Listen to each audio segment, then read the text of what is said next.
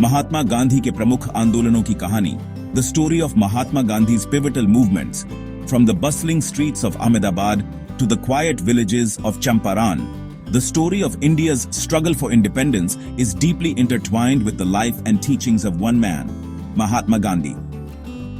Join us as we explore the pivotal movements led by Mahatma Gandhi that shaped India's path to independence and social justice. Like a patient gardener tending to a delicate ecosystem, Gandhi nurtured the seeds of resistance in the hearts of millions. He understood the intricate workings of power, the subtle ways in which oppression took root, and the immense strength that lay dormant within a united people. Over the next hour, we will journey through time, witnessing the birth and evolution of some of the most significant movements in human history. We will see how Gandhi, armed with nothing but unwavering conviction and the potent weapons of truth and nonviolence, challenged an empire and awakened a nation. Our journey begins not in India, but on the distant shores of South Africa. It was here, amidst the turmoil of racial discrimination, that a young lawyer named Mohandas Gandhi found his calling. Witnessing firsthand the injustices faced by his fellow Indians, Gandhi began to develop his philosophy of satyagraha, a powerful blend of truth, non-violence, and civil disobedience. From organizing petitions to leading peaceful protests, Gandhi's activism in South Africa became a crucible, forging the principles that would later ignite a nation. The Natal Indian Congress, founded by Gandhi in 1904, stands as a testament to his early efforts to unite and empower the Indian community against oppression. This period in South Africa was Gandhi's training ground, a period where he honed the tools of resistance that would later challenge the might of the British Empire.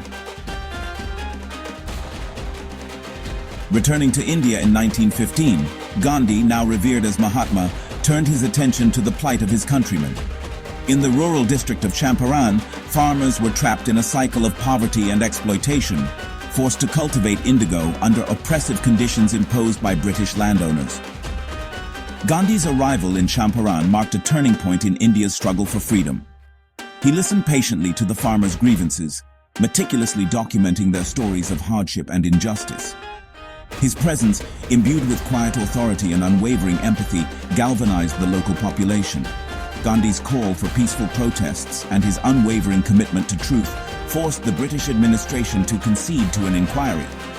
The Champaran Satyagraha, though geographically confined, sent ripples of hope and resistance throughout India. The success in Champaran emboldened Gandhi and ignited a spark of resistance that soon spread to the drought-stricken region of Kheda. Faced with crop failures and a devastating plague, the farmers of Kheda pleaded with the British authorities for a reprieve from the burden of taxes. Their pleas, however, fell on deaf ears. Undeterred, Gandhi urged the farmers to engage in satyagraha, to peacefully withhold tax payments until their demands were met.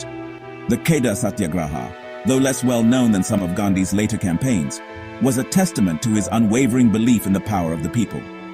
It demonstrated that even in the face of adversity, unity and non-violent resistance could challenge the status quo. Chapter 4. Ahmedabad Mill Strike, 1918. Gandhi's fight for justice extended beyond the plight of farmers to encompass the struggles of India's burgeoning industrial working class. In 1918, textile mill workers in Ahmedabad, facing exploitative working conditions and meager wages, went on strike. Gandhi, ever the advocate for the downtrodden, intervened, urging the mill owners to recognize the workers' demands and calling upon the workers to maintain the sanctity of nonviolent resistance. His decision to undertake a fast until a resolution was reached brought the city to a standstill. Gandhi's unwavering commitment to social justice forced the mill owners to the negotiating table, ultimately resulting in a significant wage increase for the workers and establishing Gandhi's reputation as a champion of the working class. Chapter 5. Non-Cooperation Movement, 1920-1922. The year 1919 witnessed a turning point in India's struggle for freedom, the Jallianwala Bagh massacre.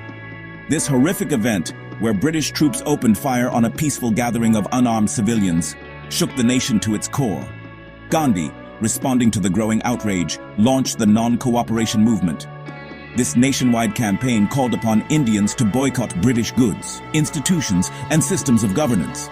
From students boycotting British schools to lawyers refusing to practice in British courts, the movement witnessed unprecedented participation, uniting Indians across religious and social divides. Though the movement was later suspended following the Chauri Chaura incident, where violence erupted during a protest, the non-cooperation movement marked a significant escalation in India's struggle for self-rule. Chapter 6. Civil Disobedience Movement, 1930-1934. In 1930, Gandhi launched the Civil Disobedience Movement, a campaign that would capture the world's attention and etch itself into the annals of history. The centerpiece of this movement was the Salt March, a seemingly simple act of defiance that challenged the very foundation of British rule. Gandhi, followed by a growing throng of supporters, embarked on a 240-mile march to the coastal village of Dandi to produce salt, a commodity monopolized by the British government. This act of civil disobedience sparked a nationwide movement, with millions of Indians joining the struggle, defying British laws and facing imprisonment with remarkable courage and resilience. The civil disobedience movement, though eventually suppressed, dealt a significant blow to British authority, exposing the inherent injustice of colonial rule and garnering international sympathy for the Indian cause. जैसे जैसे स्वतंत्रता संग्राम ने गति पकड़ी, गांधी जी भारतीय राष्ट्रीय कांग्रेस का प्रतिनिधित्व करते हुए राउंड टेबल कॉन्फ्रेंस में भाग लेने के लिए लंदन गए। ये कॉन्फ्रेंस ब्रिटिश सरकार द्वारा आयोजित की गई थी और इनका उद्देश्य संवैधानिक सुधारों और भारत के भविष्य पर चर्चा करना था। हालांकि गांधी जी ने पूरी निष्ठा के साथ भाग लिया, लेकिन ये कॉन्फ्रेंस अंततः निराशाजनक साबित हुई। ब्रिटिश सरकार नियंत्रण छोड़ने के लिए तैयार नहीं थी और आत्मशासन के लिए कोई ठोस प्रस्ताव पेश करने में विफल रही।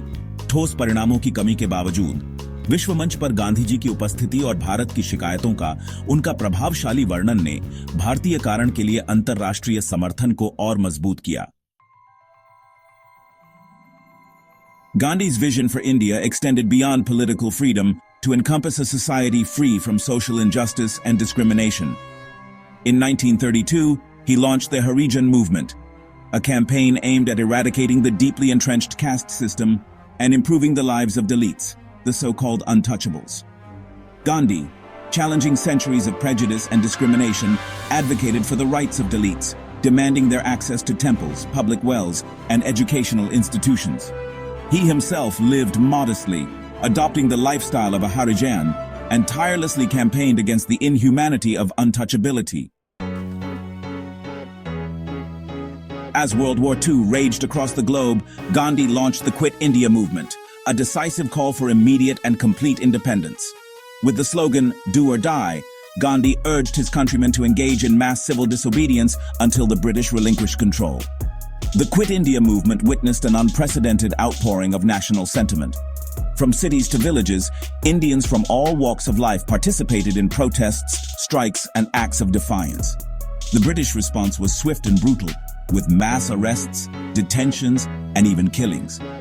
Though the Quit India movement was suppressed, it dealt a final decisive blow to British rule in India, paving the way for independence just a few years later.